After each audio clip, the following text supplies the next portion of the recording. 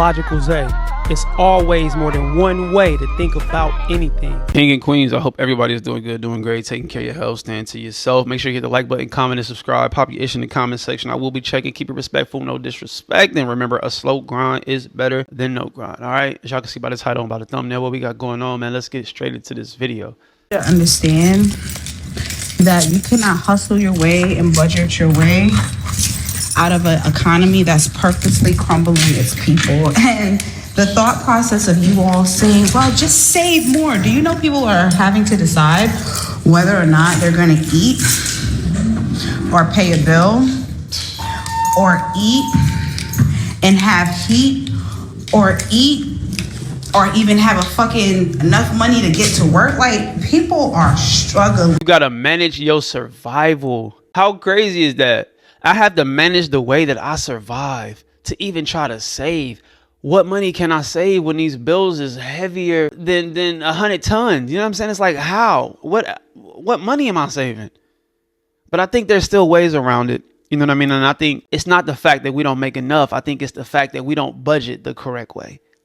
Because even if you make a certain amount of money, I think you have to work around that. And I get it. Sometimes we have to live under our means. A lot of times we live above our means, and that be our problem. It's not that we don't make enough. It's that we don't save enough. It's that we don't budget around what we're actually making. A lot of us make decent bread. It's just we love to, I make this amount, so I'm going to go live in this $1,200, $1,500 a month apartment.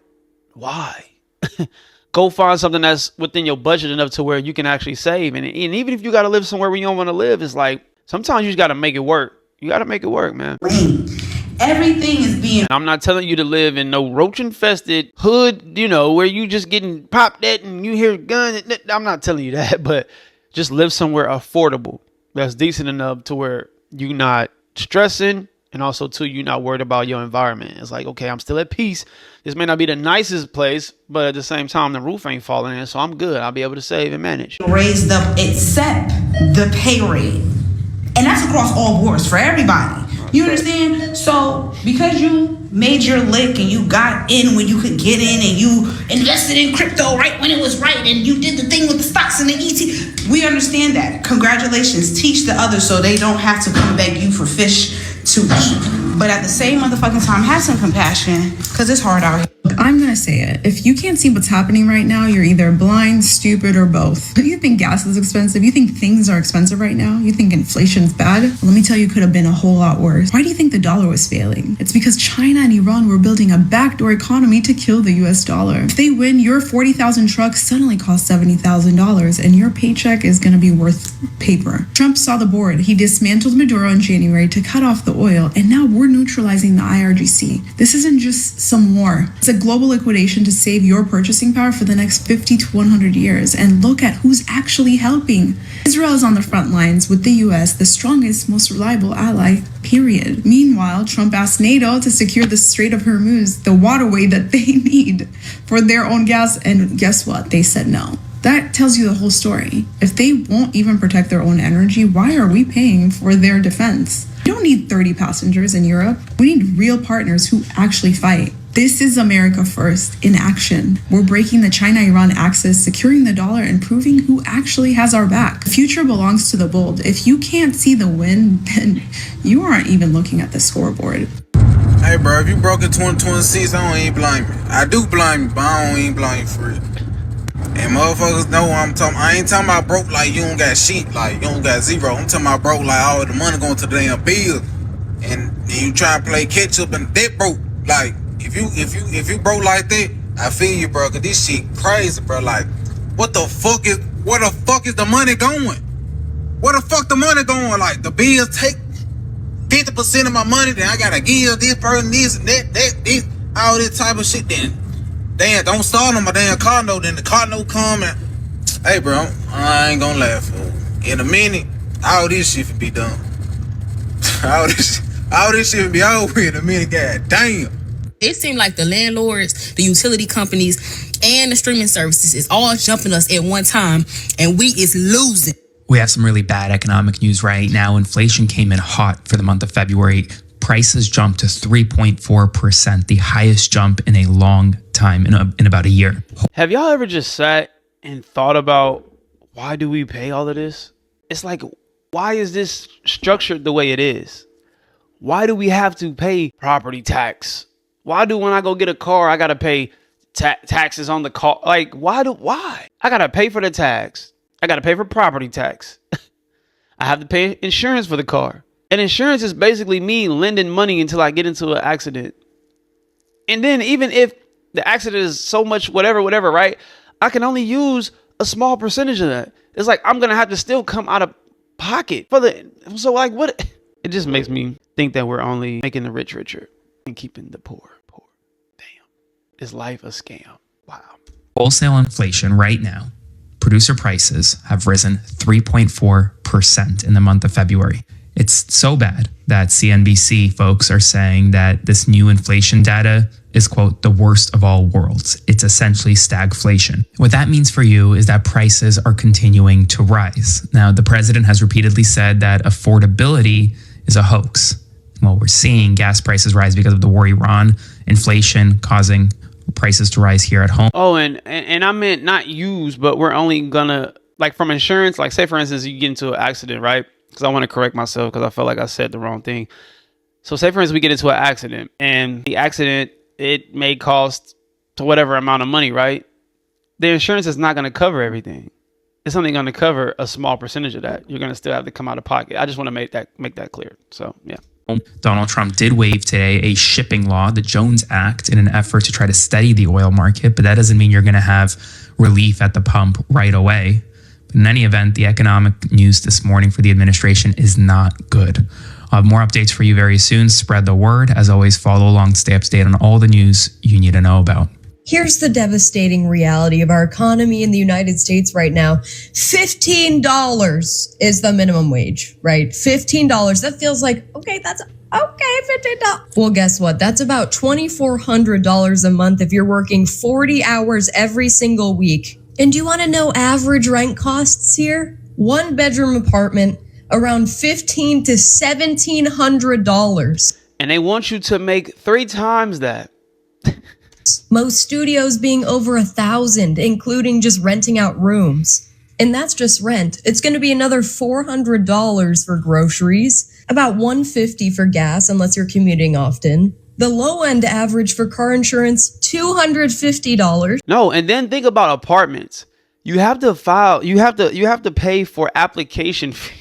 I have to pay you guys to fill out an application for y'all to run my background, for y'all to run my credit, for y'all to run to see if my finances are suitable for the place that I'm going to be living in. How crazy is that?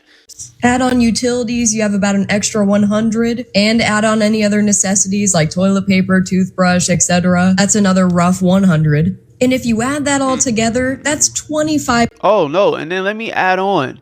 If your credit is not aligned with whatever they want it to be, you have to pay an even larger fee, which is, I guess that works for the person that wants to move to these apartments. Is like if your credit is not 630 or whatever, you know, if it's under that or whatever, they have this fee that you can pay in order for you to get into.